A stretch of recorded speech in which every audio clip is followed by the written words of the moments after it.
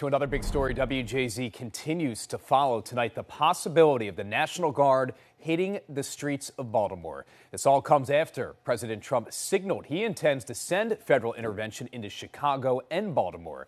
Today, the president said, quote, "We are waiting until we get asked to send in troops." Local leaders, though, like City Mayor Brandon Scott, have spoken out against this idea.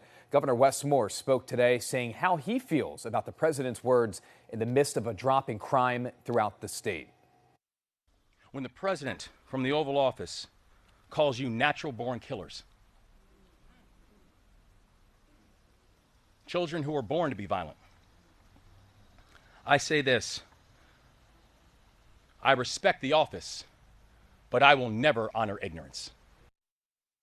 Wes Moore there, you just heard from Representative Glenn Ivey, responded to the federal takeover in Washington, D.C., saying in part, "We have had enough with the political theater. D.C. residents deserve real safety, not soldiers moonlighting as cops. D.C. needs a long-term community-centered strategy to try and reduce crime." Many in Baltimore have a lot to say about President Trump bringing in the National Guard. Casey Baylor's live on your corner in Druid Hill Park. And Casey, there are mixed opinions on whether or not this is the right move from the president.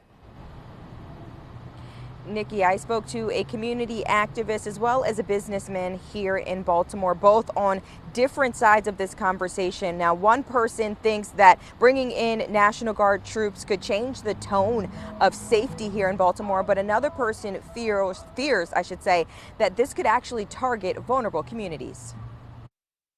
President Trump, for some reason, you can't keep the city of Baltimore's name out of your mouth. It's the talk around town. President Trump's move to bring National Guard troops to Baltimore in an effort to deter crime, though this order isn't sitting well for some Baltimoreans.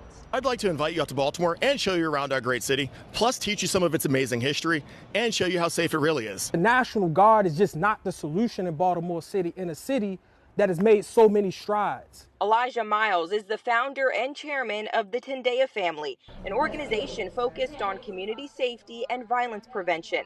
Miles says the president could focus his efforts elsewhere when it comes to crime reduction in Baltimore. Federal government should be allowing more funding to go to violence prevention and intervention organizations. He fears those troops will target Black and brown communities. All it's going to do is see our nephews, our cousins, our brothers that's still getting themselves together on the streets getting locked up. That's all that's going to happen. But Terrence Dixon, a Charles Village business owner, thinks the president's move could reset the city.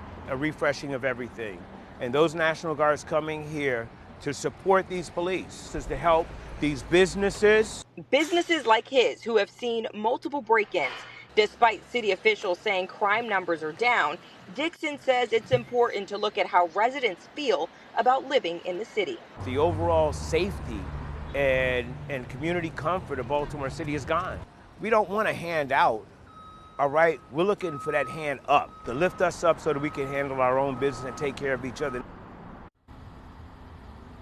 And Dixon says he hopes a move to bring in troops will advance the efforts from City Hall to clean up the streets of Baltimore and promote safety. But Miles says he's already seeing change here in the city through the efforts of his organization and other nonprofits here in Baltimore. Miles also did say he plans to hold a protest with his organization if he sees troops out here in the city. Reporting live on your corner from Druid Hill Park, I'm Casey Baylor for WJZ.